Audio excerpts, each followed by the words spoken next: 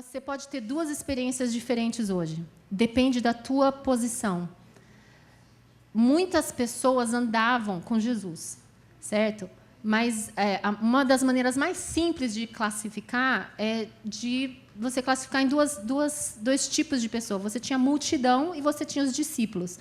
Quando você ouve as histórias de Jesus, os milagres, os ensinos e tudo mais, você ouve falando assim, e os discípulos, pá, pá, pá, pá, pá, ou fala, e a multidão, pá, pá, pá, ou se tinha alguma pessoa em específico que a história era da mulher do fluxo de sangue, ou do cego.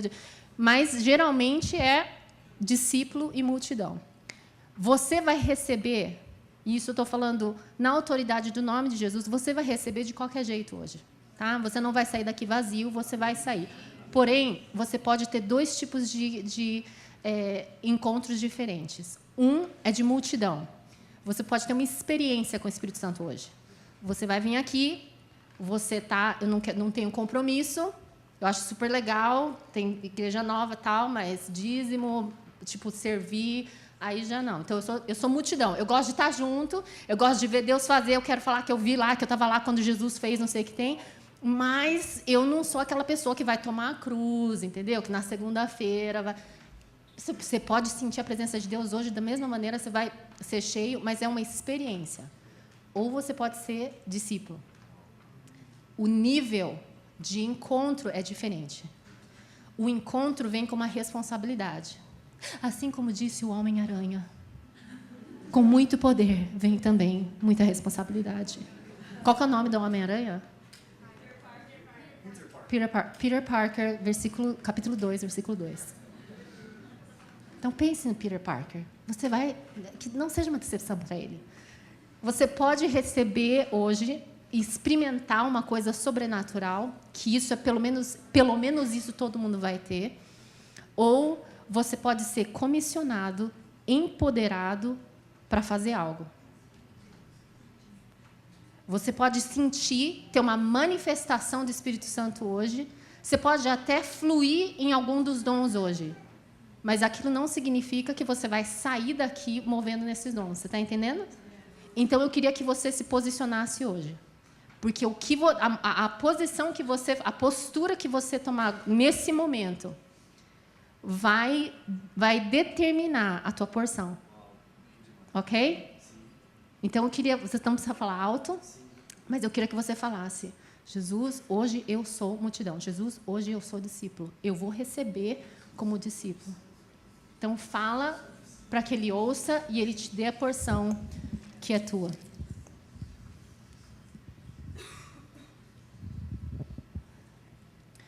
Vocês devem estar ouvindo essa passagem muito. Eu queria ler com vocês 1 Coríntios 12. Eu estou imaginando que deve ser os versículos que vocês estão lendo, né, nesses dias. Eu queria ler primeiro o versículo 1. 1 Coríntios 12, versículo 1. Ele fala assim, irmãos, quanto aos dons espirituais, não quero que vocês sejam ignorantes. 4 vezes Paulo fala isso. Eu não quero que você seja ignorante quanto a 4 coisas.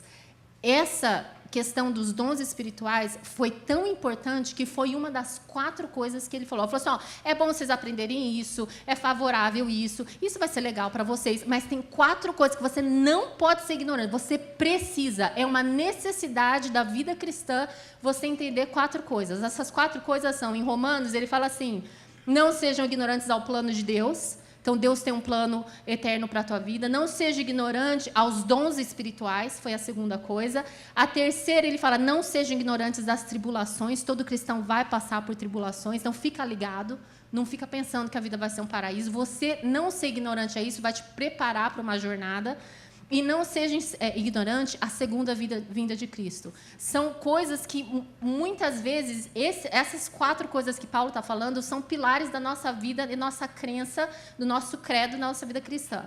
Ok? E uma delas é os dons espirituais. Só que a gente não fala sobre isso. A gente não fala assim, a gente fala, não seja ignorante ao plano da salvação. Não seja... Assim, a vinda de Jesus e os dons do Espírito não são coisas que hoje a gente fala muito.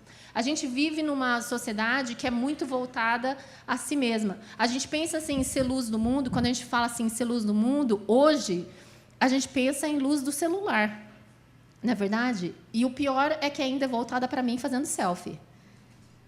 Então, assim, a nossa mente está sendo cauterizada pela sociedade onde nós estamos vivendo. Aí, no versículo 4, 1 Coríntios 12, versículo 4, faz assim: há diferentes tipos de dons, mas um mesmo Espírito. Há diferentes tipos de serviço, ou, por exemplo, ministérios, mas o Senhor é o mesmo. Então, o mesmo Espírito, o mesmo Senhor. Há diferentes tipos de atuação, mas é o mesmo Deus. Nós estamos falando da Trindade. Todos esses dons, eles falam de Deus, da pessoa de Deus como Trindade. Não é só, você não está tendo só uma experiência com o Espírito Santo. Tá? Você está tendo uma experiência que vai atingir o teu nível de relacionamento com Deus. Através dos dons do Espírito Santo, você vai estar servindo, se achegando, se aproximando à pessoa de Deus como um Deus triuno. Tá? Então, não é só o Deus, mas é o Espírito Santo que está me empoderando, o Senhor Jesus a quem eu estou servindo, eu estou sendo empoderada para servir esse Jesus, e existe um plano eterno de Deus Pai que enviou o seu Filho para que tudo isso acontecesse. Ok? Versículo 7. A cada um, porém, é dada a manifestação do Espírito, visando ao bem comum. Fala comigo, ao bem comum. Tá? O propósito da manifestação do Espírito Santo não é para o meu benefício pessoal próprio, mas é para o benefício da igreja. Vocês são uma igreja muito diferente, porque o próprio nome de vocês, assim como o pastor Tiago estava falando, vocês são muito cientes da coletividade e da questão geracional. Né? Isso para vocês é um benefício. Isso para vocês vai colocar vocês, em inglês a gente fala ahead of the game. Vocês estão para frente, porque vocês estão tendo um entendimento que hoje está se perdendo. As pessoas leem a Bíblia e elas leem tudo posso naquele que me fortalece. Elas pensam, tudo carisma pode naquele que fortalece a carisma.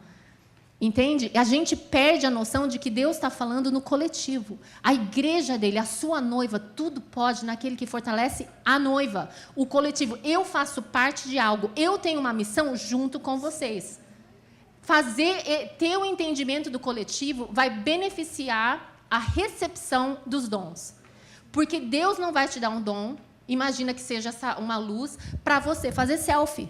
Não é para a tua própria glória, é para o bem comum. Entender que fazer parte de uma comunidade cristã, entender que fazer parte da igreja de Cristo, contribuir, dar dízimo, ofertar, servir, alimentar os outros, fazer parte, orar junto, tá? Não só domingo, mas viver uma vida coletiva como reino de Deus, isso vai ser uma porta, vai ser uma das viradas da chave que vai desbloquear os dons de Deus na vida de vocês. Por que Deus ia ficar dando, então, uma luz? Eu vou dar uma lanterninha para cada um, para você ficar assim, ó, apontando para você. Porque tudo eu posso naquele que me fortalece. Porque o Senhor é o meu pastor e nada me falta. Tipo, para quê? O coletivo, a questão de nós somos povo de Israel. Isso existe, acredite se quiser, existe mais poder e mais fluir do que eu pedindo só para mim mesma. Vocês querem experimentar algo sobrenatural de Deus, uma abundância? Imagina que cada um de vocês é como a mulher samaritana que tem águas fluindo do seu interior. E se todo domingo eu viesse aqui, já orando, me preparando, toda vez que eu chego aqui, em vez de ser só eu, carisma, assim, com a minha aguinha, fica gotinhas de água para mim mesma. E se eu venho fluindo? O que é que um culto, uma experiência de culto vira? Se todo mundo vem com as águas do Senhor fluindo, algo que é sobrenatural. Eu chego aqui na frente, a pessoa fala, estou com dor de cabeça, então nós vamos orar agora. As interrupções do reino de Deus na terra, interrupções na tua agenda, interrupções no teu schedule, na liturgia, naquilo que está acontecendo. Interrupções de Deus, porque vocês estão falando assim, Deus, existe um poder muito maior do que o meu tempo, o que eu quero, a minha necessidade, a minha conta do banco, o meu sonho pessoal. Tem muito mais. No coletivo, há muito mais. No coletivo, eu posso estar aqui e eu sou a gotinha, só que vocês chegam aqui, vocês estão com aquela fome. E eu chego aqui na casa e vocês estão todos adorando ao Senhor. E eu vim pensando na minha necessidade. Mas está a igreja inteira cantando digno, digo, eu estou sendo alimentada por causa do coletivo. O Senhor olha para a igreja e porque eu que estou aqui toda assim, só pensando, eu, a minha dor, eu estou lá pequenininha, pensando uma visão tão assim, mirrada, medíocre. Mas eu entro no lugar onde a igreja se manifesta. Jesus olha para a sua noiva. Ele vê a sua noiva. Ela é linda, ela é maravilhosa. Eu quero estar com ela, a noiva. Você consegue imaginar Deus vindo aqui? Eu falo, eu quero que todo mundo venha aqui, cada um pegue um assento para que eu fale, particularmente é só você e eu. É só você. Não. Existe algo tremendo quando existe um fluir. Se a água flui, se existe espaço, se existem fontes que nascem de tribulações diferentes, experiências diferentes, um mover diferente, unções diferentes, cada um de nós tem algo diferente. E se a gente começar a fluir? O que é que Deus não vai fazer na vida de vocês? O coletivo. Versículo 8. A um, pelo Espírito, é dada a palavra de sabedoria. A outro, pelo mesmo Espírito, a palavra de conhecimento. E a outro, a fé, pelo mesmo Espírito.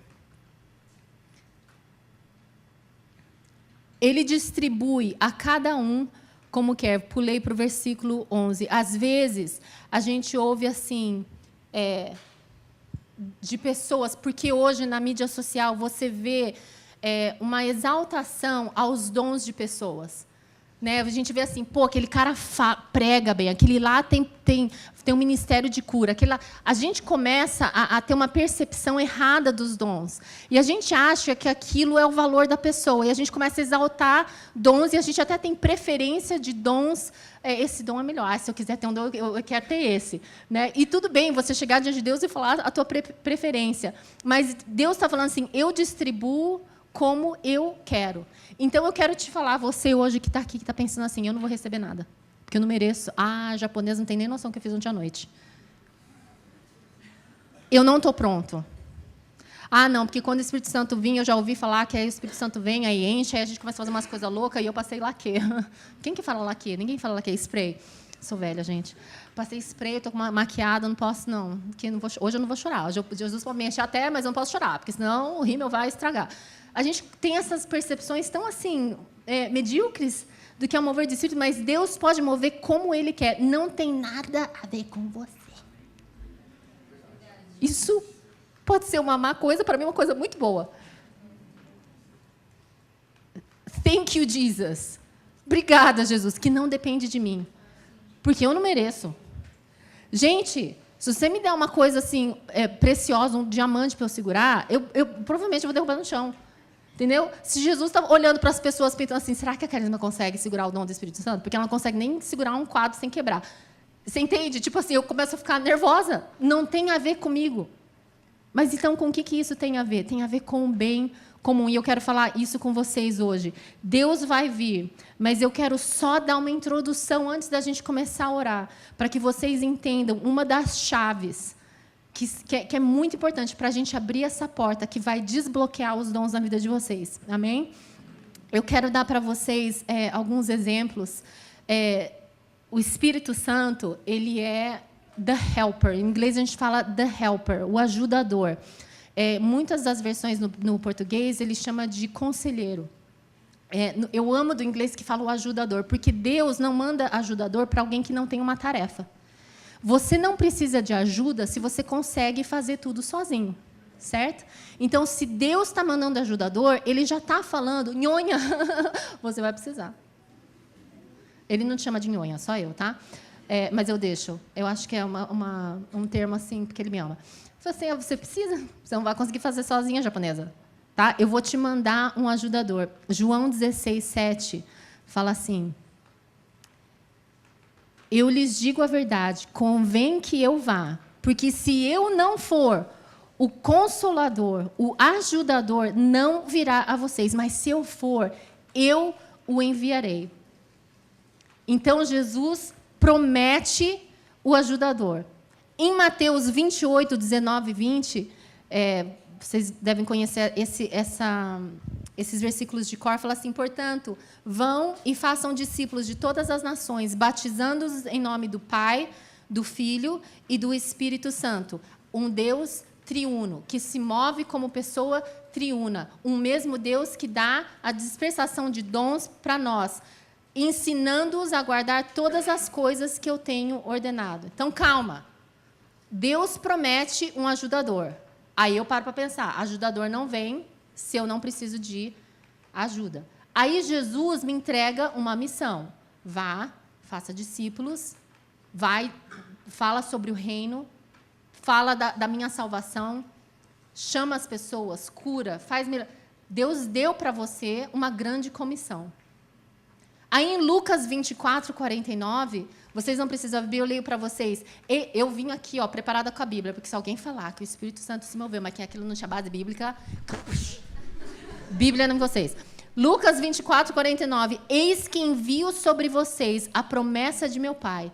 Permaneçam, pois, na cidade, até que do alto sejam revestidos de poder. Deus prometeu um ajudador. Jesus aí te deu uma tarefa, a grande comissão. Aí Jesus fala assim, mas calma, não vai, espera, porque eu vou mandar ajudador. E ele vai empoderar vocês para executar essa comissão. E aí, em Atos 1,8, ele vai explicar o motivo. Atos 1,8 fala assim, mas vocês receberão poder ao descer sobre vós o Espírito Santo, e serão minhas testemunhas. Olha a sua comissão, tanto em Jerusalém, como em toda a Judeia e até os confins da terra. Vocês entenderam a ordem?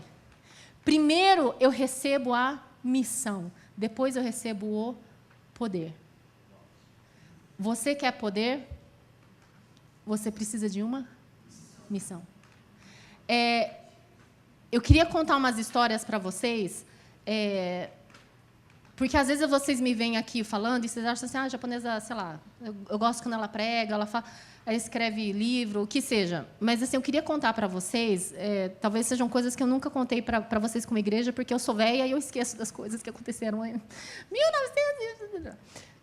Mas eu queria contar para vocês como que eu entrei no ministério. Alguém já ouviu essa história? Eu não pregava, eu estava no Ministério de Música. Tá? A minha primeira experiência ministrando para as pessoas, assim, de uma maneira pública, foi quando eu tinha 11 anos de idade. Eu tocava flauta. Tocava é uma palavra muito forte, mas eu estava aprendendo a tocar flauta transversal. Aí, o Azaf, que na época era um líder de louvor, não sei se vocês conhecem, o pastor Azaf de Porto Alegre, ele tinha um ministério bem conhecido no Brasil na época. Ele veio na nossa igreja e ele me viu tocar. E aí ele falou que existia muita unção na minha vida, na época eu nem sabia direito o que era unção, e ele falou assim para o meu pai, essa japonesa aí vai vir comigo e ela vai tocar nos lugares comigo. E eu tocava mal pra caramba. De novo, tocar era uma palavra muito forte para aquela época. Tipo assim, eu sabia tocar só em dó, não sabia fazer nenhum sustenido, bemol, nada. Só, por favor, eu só toco as músicas se forem dó. Aí ele me chamou para ir, na época tinha umas conferências de adoração, ia Gerson Ortega, Azaf, Ademar de Campos, toda uma geração mais velha que talvez vocês não conheçam, mas que para mim eram os meus heróis da fé. E eles chegaram, o Azaf falou com meu pai, falou assim, vou levar a japonesa comigo para ministrar, e meu pai assim, você já ouviu ela tocar? Tipo, acho que vai ser por experiência, né? Eu estava pensando, eu vou estar lá para, sei lá, não estou entendendo o que esse homem está falando, mas é um homem de Deus, vamos ouvir. Não vai ter microfone, certeza que não vão botar o microfone para eu tocar, né? Aí, gente, vocês já ouviram flauta transversal desafinada? Não, flauta. Imagina uma criança...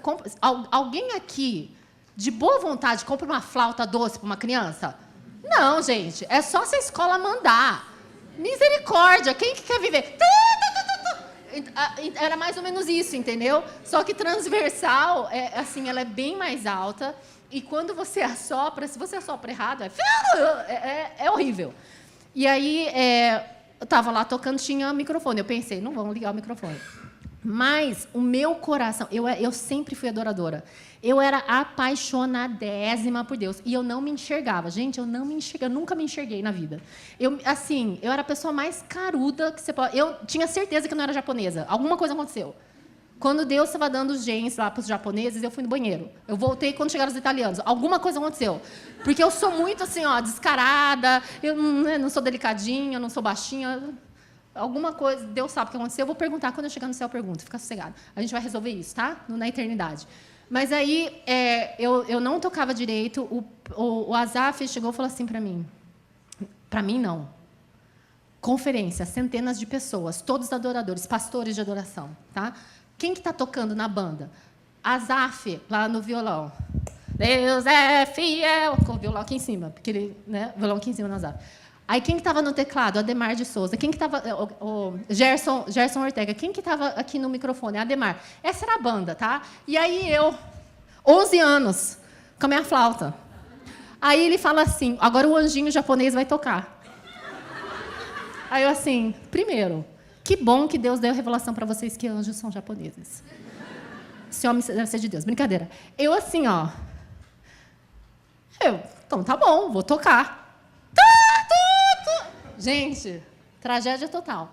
Mas, de novo, eu não me enxergo. Eu, assim, Deus me deu uma oportunidade, eu estou indo. Entendeu? Toquei. Mas eu comecei a sentir o Espírito Santo, mas eu tremia. Eu não sabia o que eu estava tocando. Eu comecei toda desafinada. Eu sei que depois de umas 5 notas, assim, não era caça ao tesouro, era caça à nota perdida. Eu estava assim, cadê a nota? Cadê a nota? Cadê o tom? Eu sei que eu entrei num lugar onde um ambiente espiritual que eu nunca tinha experimentado antes na minha vida. De novo, eu não sabia tocar em todas as escalas. Eu não sei que escala que eu estava tocando. Eu só estava assim, eis-me aqui. O Espírito Santo começou a me usar e eu comecei a tocar. E uma música espiritual não era nada que existia. E eu só vi o povo chorando. E eu pensei, não está com a cara de dor, né? Não deve ser chorando de dor. Deus está movendo. E eu tremia. Chorava. E eu parei aquilo, e aí o Asaf falou assim, muito bem, continuou cantando e tal, e depois ele vinha e me explicava, quando você estava tocando. Então, assim, eu tive um mentor, meu mentor para ministério foi o Asaf Borba, o Gerson Ortega, o Ademar de Campos. Eles me ensinaram o que era. Imagina ensinar uma criancinha sonsa, assim, então, primeiro, é bom você estudar mais. Verdade, ele me falou isso. Assim, você precisa praticar as escalas na sua casa, você precisa ficar... E eles me falavam para estudar, mas ele falou assim, mas não perde isso que você fez. Essa dependência e obediência. De você olhar para mim, eu falei, toca, você tocou. A tua fé desencadeou algo. Eu te dei uma missão, o poder veio depois. Você começou na tua força, o poder veio e terminou. Um dom que veio do céu, não era eu. Gente, não era eu. Aí ele começou a me levar para vários lugares. Aquilo virou algo que foi uma unção que me Deus deu durante um tempo. E eu ia nos lugares e eu tocava flauta e existiam momentos, até um ponto onde eu fui ficando mais velha, eu comecei a entender o mundo espiritual para saber quando era o momento de eu tocar. Momentos onde era para eu andar, saía com a flauta tocando. Momentos que era para eu ficar quietinha. Momentos que não era para eu tocar, era para eu ficar com a flauta segurando, mas intercedendo. Ele falou, você não está aqui, a flauta não é o teu propósito. A missão que Deus te deu é o propósito. Para você cumprir a missão, às vezes você vai tocar. Então, você vai estar lá no palco e você vai perguntar, Jesus, como que eu vou concretizar a missão? Às vezes, um velho que está lá atrás, vendo uma japonesinha pequenininha se ajoelhar, vai ser a missão. Não tem nada a ver com a tua flauta.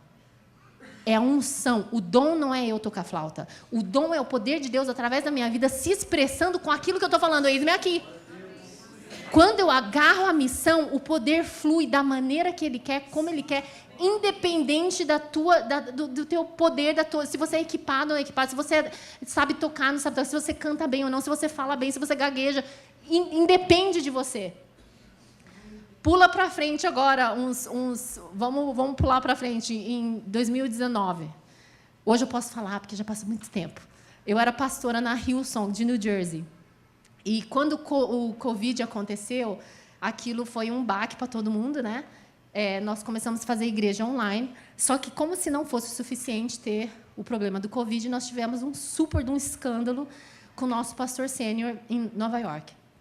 Quando aquilo aconteceu, vários dos pastores pularam fora. Como eu estava num campus de New Jersey, graças a Deus, o nosso campus ficou fora dos escândalos, mas, para mim, eu falei, Deus, eis-me aqui, todo mundo pulando fora. Quase não tinha, os pastores que eram homens e mais jovens sumiram. Em Nova York, não tinha quase equipe. Eu cuidava de uma área que chamava care, pastoral care, cuidado pastoral. Então, você imagina, cuidado pastoral durante o Covid. Era só a gente. Era alimentar as pessoas. O que eu fazia todo dia, eu ia no hospital e eu fazia funeral. Essa foi minha introdução a trabalhar para Hillsong.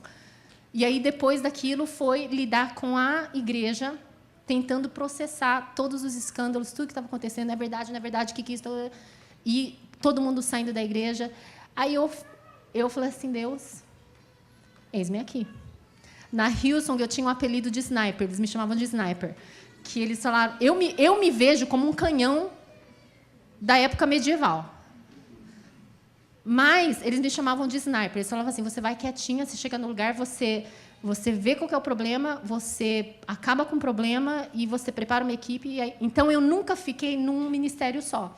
Eles me colocavam, aonde tem problema? Ministério Infantil. Aí me botava lá no Ministério Infantil. Limpava, reestruturava, orava, levantava uma equipe. A equipe ficava jóia. Agora sai, vem para cá. Eu posso levar minha equipe? Não, monta outra equipe. Então, vai lá, qual que é o problema? Vai como sniper. Gente, eu tenho o potencial de fazer isso na minha forma? De jeito nenhum. Nunca tive. Até eu ser pastora de coisas de crianças, qual que é a minha experiência? Trocar a fralda dos meus próprios filhos. Tipo assim, a gente não trocava fralda lá. Eu não sabia o que eu estava fazendo. Mas eu estava assim, Deus, eis-me aqui. O Senhor me falou. E antes dessa época da Hillsong, Deus tinha me falado assim, tudo que o teu pastor falar, você vai falar sim. Yes. Aí ele vinha, eu tenho uma coisa para falar com você. Yes. Eu não sabia o que era. Yes. A coisa que eu falava para todo mundo, gente, eu faço qualquer coisa, menos ministério infantil. Eu quero te pedir para fazer uma coisa. Yes. Você vai ser agora kids pastor, pastora do ministério infantil. Mudou minha vida. Deus me capacitou. Cuidar das células, a estrutura de células da Hillsong era meio que inexistente. Deus me capacitou, me dava ideias, estratégias, criei todo um sistema de follow-up, eu não sei o que é follow-up. Acompanhamento. A pessoa entra na igreja, veio de mim? De jeito nenhum. Lembra que eu falei que eu sou exceção da regra dos japoneses? Que significa que eu não sou inteligente. Eu não ia bem na escola, tá? 2 mais 2 não era 4 para mim, na minha cabeça. Na minha cabeça era 5, ok? Então, assim, para mim aquilo não era natural. Mas eu falei assim, yes, me dá a missão. O empoderamento vinha depois. Aí, na época do Covid, estava tudo ruim. Escândalo na igreja, todo mundo reclamando. E isso e aquilo. E Deus me deu uma estratégia. Faz uma sala de oração. Olha o convite para a sala de oração e diga amém. Falei, vou começar uma sala de oração. Não. A sala de oração, primeiro que ninguém ora nessa igreja. Segundo, você vai fazer, tem que ser online. Ninguém vai vir. Na primeira sala de oração online, eu tinha 40 pessoas. Deus começou a mover. Eu sabia o que estava fazendo? De jeito nenhum. Eu tive que pegar o violão, e eu ficava lembrando, o Asaf tinha um cara que tocava violão para ele, o nome dele era Nilson Ferreira. Um dia, o Nilson Ferreira ficou na minha casa, hospedado na minha casa, e ele falou assim, hoje nós não vamos dormir, você vai aprender a tocar violão. Aí eu assim, mentira, fiquei super feliz. Eu falei, ok, o cara pegou um caderno, escreveu para mim, tipo assim, ele era o top do top do top, escreveu para mim posição, fez os desenhinhos da barra lá do violão, ele me ensinou como que eu ia ler o caderno. O cara escreveu, tipo assim, umas 50 páginas para mim. E eu comecei com aquilo lá, e todo dia eu pegava o caderninho, mas aquilo lá era para mim. Era no meu tempo, era uma coisa que eu só obedeci. Você vai aprender violão hoje? Tá bom. Gente, aí chegou na Hillsong, cadê o líder de louvor? Sumiu. E nós vamos fazer sala de oração, precisa de louvor. Vocês acham que eu tinha naipe para fazer parte da equipe de louvor lá? Claro que não, gente. Misericórdia. Mas eu falei, eis-me aqui. Não tem ninguém, Jesus. Catei o violão. Comecei a cantar. Tudo errado, mas o Espírito Santo em algum momento entrou e as pessoas começaram a cantar. E aquilo virou uma reunião em pessoas. Aí eu comecei a falar assim, Deus, eis-me aqui. O dinheiro estava parado porque não tinha equipe para ajudar. Na época do Natal, não tinha como a gente ajudar as pessoas, dar presente para as crianças. Eu falei assim, dá o dinheiro tudo para mim. Manda tudo para New Jersey. Eu catei todo o dinheiro de Boston, de Connecticut, de Nova York e de New Jersey. Eu gerenciei todo o dinheiro e dispersei. E fiz drive, e catava caminhão. E a gente... Cara, eu fiz cada loucura nessa minha vida que eu não sou capaz de fazer. Eu paro para pensar as coisas que eu faço. Meu marido fala assim, você é louca. Você é louca. Por que você falou que assim? Como assim? Você pediu dinheiro de todos os campos? Eu falei assim, ué, o dinheiro vai ficar parado? Aí ele falou, mas o que você vai fazer com isso? Eu falei assim, nós vamos distribuir. Quem vai distribuir para quem? Eu falei assim, Deus vai mandar. Aonde? Caminhão? Onde você vai botar um monte de caminhão? Carisma. Eu assim, ai, meu Deus, é verdade. Fui numa igreja católica perto da minha casa. Tinha uma baita de um estacionamento. Por favor, ninguém está usando aqui. Deixa eu trazer um monte de caminhão aqui. Eu vou chamar um monte de carro. Aí eu vou falar para cada carro pegar um monte de cesta básica e a gente vai catar a lista das pessoas e nós vamos distribuir. Assim, super organizada eu, né? A minha cabeça. Utópica, assim. Graças a Deus, a minha equipe era super assim. Eu tinha pessoas bem assim, administrativas. Nós catamos aquele bando de caminhão, trazendo as coisas, um bando de carro. Aí eu falei assim, pera lá, antes de todo mundo pegar as comidas, vamos orar. Fizemos uma super de uma roda. Eu devia ter trazido o vídeo para vocês verem, né? Fizemos uma super de uma roda. Nós vamos fazer um culto, porque não tinha culto. New Jersey é um estado super liberal, não podia fazer nada. Nós vamos fazer um culto. Comecei a cantar, sem violão. Comecei a fazer um louvor. Começamos a louvar. Deus começou a mover. Nós estamos na rua, gente, com os caminhoneiros lá esperando a japonesa terminar de cantar. Deus começou a mover. Foi o nosso primeiro culto. Nosso primeiro culto foi no estacionamento da Igreja Católica, com um monte de caminhão e carro. Aí nós... Então vai, agora pega as cestas e vai. Eu sabia fazer isso? Claro que não, gente. Depois que fui descobrir que eu precisava de permissão do Estado para fazer... Mas tudo bem, isso não é o caso. Porque eu falei, eis-me aqui. Eis-me aqui. Existe algo... Se Deus pode usar uma japonesinha desafinada que não sabe tocar flauta para tocar centenas de pessoas... É necessário? Não. Deus quer usar, Deus quer fazer coisas através de pessoas que não são, para mostrar aquilo que Ele é. Sim. Então, antes de você falar assim, Deus, eu quero receber o teu dom, você fala, Deus, me dá uma missão. Porque se o Senhor me dá uma missão, Ele capacita. O poder vem quando você tem uma missão e uma visão. Você fala, eis-me aqui, Ele te empodera. Amém? Isso é aquilo que você vê em todos os lugares. A palavra de Deus fala, João 14, versículo 12 a 18. Ele fala assim, fecha os seus olhos, ouve isso. Isso é uma palavra, Jesus está falando isso para você. Em verdade, eu te digo. E 3. Aquele que crê em mim fará também as obras que eu faço. E outras maiores fará. Porque eu vou para junto do Pai, e quando vocês me pedirem em meu nome, isso farei, a fim de que o Pai seja glorificado no Filho. Se vocês me amam, guardarão os meus mandamentos, e eu pedirei ao Pai, e Ele lhes dará outro Consolador, ajudador, a fim de que esteja com vocês para sempre, o Espírito da verdade. Não vos deixarei órfãos, voltarei para vocês. O louvor inteiro foi esse trecho. Literalmente, que vocês não são órfãos da verdade de Deus, do Espírito Santo. Você quer o Espírito Santo? Você quer dons sobrenaturais? Você tem saudade de ver o Espírito Santo se movendo? Talvez não é que existe uma escassez do Espírito, talvez seja porque existe uma escassez de visão e de missão, de pessoas que entendem, não é para o meu benefício, não é para que eu tenha coisas para postar online, não é porque eu quero, porque vai ser uma coisa super legal, mas é porque eu entendo o que a missão da noiva, e como noiva de Cristo, eu vou receber uma missão. E se eu receber essa missão, Deus vai me empoderar. Como? Da maneira como você precisa para que essa missão seja cumprida. Talvez seja tocando flauta, talvez para alguns seja dançando. Quando eu tinha 15 anos, outra história para vocês, quando eu tinha 15 anos, a gente estava numa reunião de jovens, o Espírito Santo desceu naquele lugar, assim, não tinha como controlar. E era gente cantando em língua, gente no chão, gente estava uma bagunça santa total. Naquela época, não existia dança na igreja. Não existia dança na igreja. A nhonha começa a dançar. Dançar o quê? Você pergunta. Balé. Eu não fiz aula de balé, não sabia dançar balé. Fiz aula de jazz quando eu tinha 3 anos, ou seja, não conta.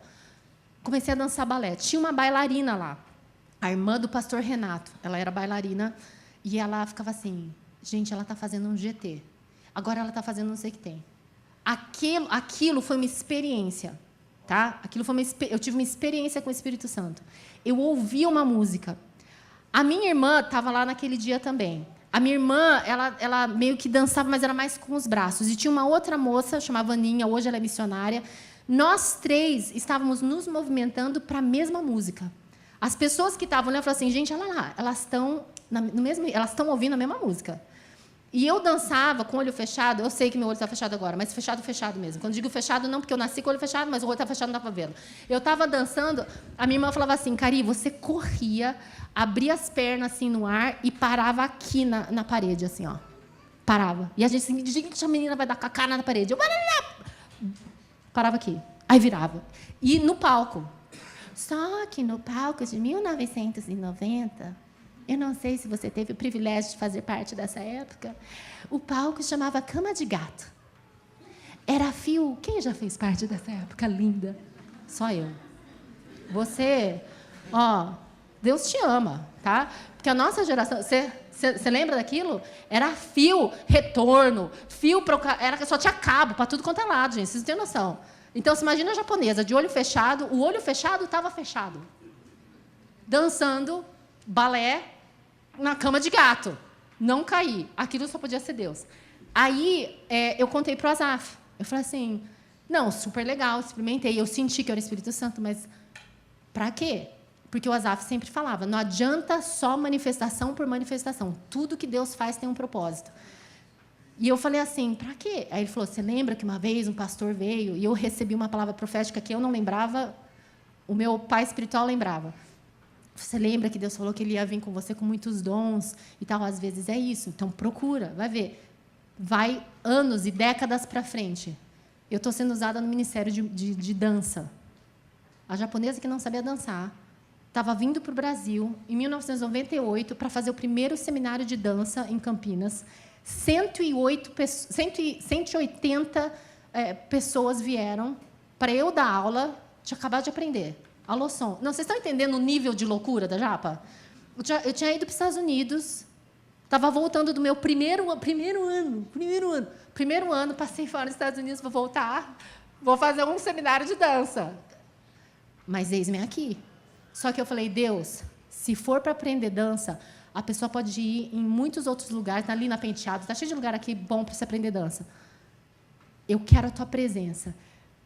Cara, o que Deus fez nesses seminários de dança era um mover sobrenatural de Deus. O que Deus era cura para tudo quanto é lado, era perna crescendo, tinha tudo menos dança lá no lugar. O que Deus fez com uma pessoa que não tinha capacidade? Fiz uma coreografia com 180 pessoas. Falei, todo mundo vai subir no palco. Imagina a cara do meu pastor, 180 pessoas no palco. A igreja era grande, mas mesmo assim, cara, 180 pessoas. Foi a coisa mais linda. Foi perfeito? Não, mas o Espírito Santo estava lá, porque a gente falou, eis-me aqui. Anos 2000, fui para Ribeirão Preto. Estava num lugar, era uma conferência de igrejas, todas as igrejas de Ribeirão Preto, num estádio. E chamaram a japonesa para ir lá dançar. E eu estava lá, e eu falei assim, Deus, não é possível, eles não precisam de dança. Tipo assim, sabe quando alguma coisa está assim, o Senhor me trouxe aqui, mas não é para dançar, é para outra coisa. Dançamos, fizemos a nossa parte. E eu perguntando, Deus, o que o Senhor quer fazer? E eu senti Deus falando assim, cura, vai orar por cura. Eu fui do lado aqui do palco, o pastor estava pregando, eu fiquei aqui do lado do palco, falei assim, então o senhor vai ter que trazer, porque está tendo culto, eu não vou interromper o culto. E aí veio uma pessoa, eu falei assim, você pode orar por cura? Eu e meu marido oramos por cura, curada. Aí ela foi e contou para alguém. Aí veio mais gente. Aí eu tive que chamar minha equipe. As dançarinas, tudo adolescentezinha, tá? De 13 anos. E eu com, tipo, 22. Pastor pregando. Começou a vir. Gente, ficou uma fila, eu fiquei orando até 2 horas da manhã. Cura atrás de cura, atrás de cura. Agora, eu estou te falando aqui, ó, dom da palavra, falei que eu toquei flauta, administrei coisas na igreja, cuidei de vidas, pastoreamento. Será que é possível que o Espírito Santo pode se derramar através da tua vida de formas diferentes, porque eu aceitei missões diferentes? É possível que o Espírito Santo é tão poderoso e tão criativo que, se eu estou precisando de cura, ele vem com dom de cura através de uma mocinha que está dançando, tá com figurino para dançar? Então, eu nunca me apeguei ao dom, eu me apeguei à missão. Na minha vida toda, a missão continuou. Só que nos meus 13 anos foi com flauta. Depois, quando eu tinha uns 19, 20, foi com dança. Depois foi com mulheres. Hoje tem sido com crianças em escolas, mas a missão é a mesma. E eu estou falando assim, Deus, eis-me aqui. E quando eu venho aqui, toda vez que eu venho aqui, inclusive hoje, eu falo, Deus, eis-me aqui. Eu não tenho nada para dar para vocês, mas eu estou disposta. E 3, domingo, Deus, o Senhor está me dando uma missão. Para essa missão, o Senhor me empodera. E é por isso que eu posso vir aqui com expectativa. Você entende a diferença? Porque eu sei, já foi provado que não é por causa do meu dom, é por causa do Senhor. Amém?